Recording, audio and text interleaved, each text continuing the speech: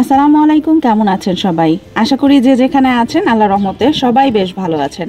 তৈরি করে দেখাবো আজকে কিভাবে চাপা শুটকি ভর্তা করতে হয় হ্যান্ড ব্লেন্ডারে। খুবই অসাধারণ একটা রেসিপি। যারা শুটকি পছন্দ করেন আমার মতো, আশা করি তাদের উপকারে আসবে। তো চলুন দেখে নেই কিভাবে এই চাপা শুটকি ভর্তা তৈরি করতে হয়। চাপা শুটকি ভর্তা করার জন্য আমি এখানে ফ্রাই প্যানে প্রথমে তেল দিয়ে দিচ্ছি। আমি সরিষার তেল দিয়ে দিচ্ছি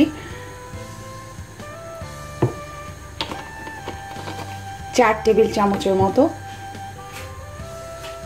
এখন আমি এখানে 5-6 কোয়া রসুন দিয়ে দিচ্ছি। এর মধ্যে দিয়ে দিচ্ছি 7-8টা কাঁচামরিচ এবং 1 কাপ পরিমাণে পেঁয়াজ।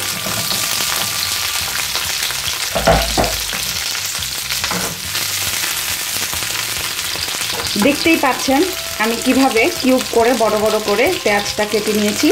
আর কাঁচামরিচটাও আমি আস্তেই দিয়ে দিলাম, কারণ যেহেতু আমি এটা ব্লেন্ড করব।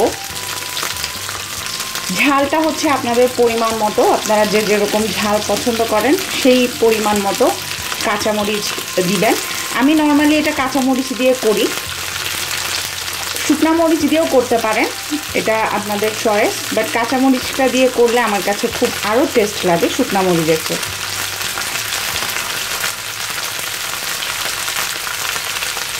এইটা এখন একটু ভেজে নিতে হবে।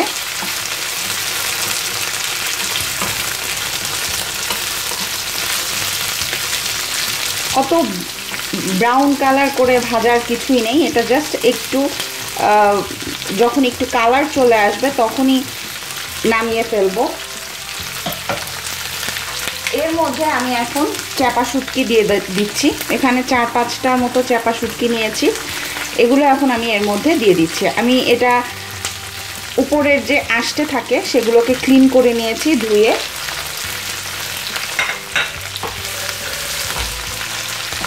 এখন এই শুটকি সহ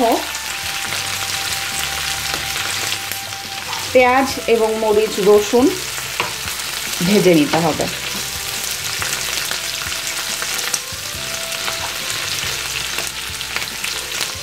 পাঁচ মিনিটের মতো মিডিয়াম আঁচে ভেজে নিলেই হবে। এর মধ্যে দিয়ে আরেকটা কথা বলে রাখি, আমি এটা নর্মালি ব্লেন্ডারে ব্লেন্ড করি। যেহেতু বাইরে থাকি, শিলপাটা আমার কাছে নেই।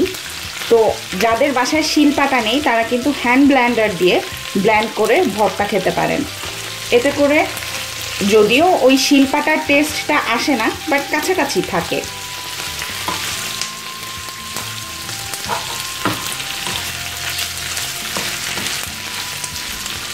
মাছগুলো ছেড়ে ছেড়ে যাচ্ছে, দেখতে পাচ্ছেন।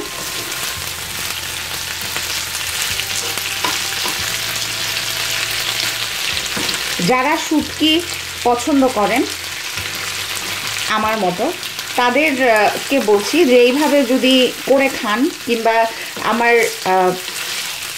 যারা ফ্যামিলি মেম্বার্স আছেন যাদের সাবস্ক্রাইব আমাকে করেছেন, যেসব ভাইয়ারা বিদেশে থাকেন, প্রবাসে থাকেন, আমি তাদেরকে উদ্দেশ্য করে বলছি এভাবে করে খেয়ে দেখবেন। আশা করি স্যাটিসফাইড হবেন একটু হলেও।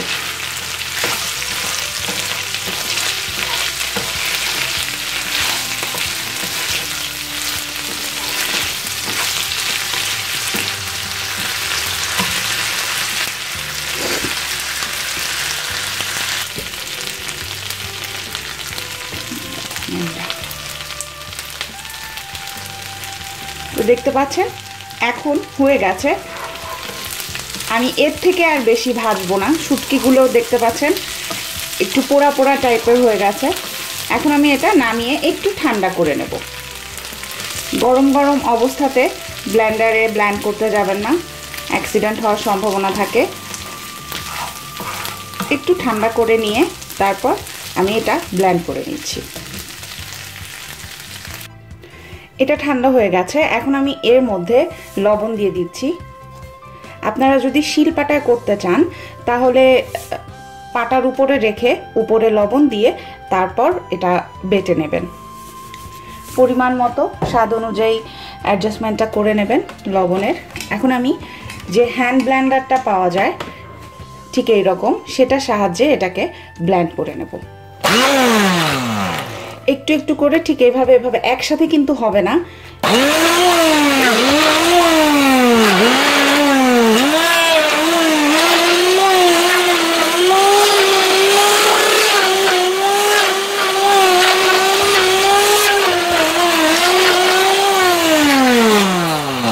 ঠিক এইরকম একটু উঠিয়ে উঠিয়ে ব্লেন্ড করে নিতে হবে।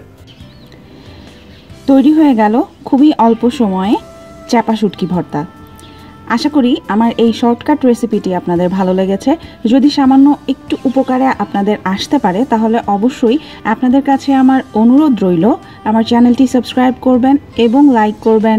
কোনো কিছু জানবার থাকলে অবশ্যই কমেন্টস করে জানাবেন। এতক্ষণ সাথে থাকবার জন্য অসংখ্য ধন্যবাদ। আবারও দেখা হবে নতুন আরেকটি রেসিপি নিয়ে। সে পর্যন্ত সবাই ভালো থাকবেন। আল্লাহ হাফেজ।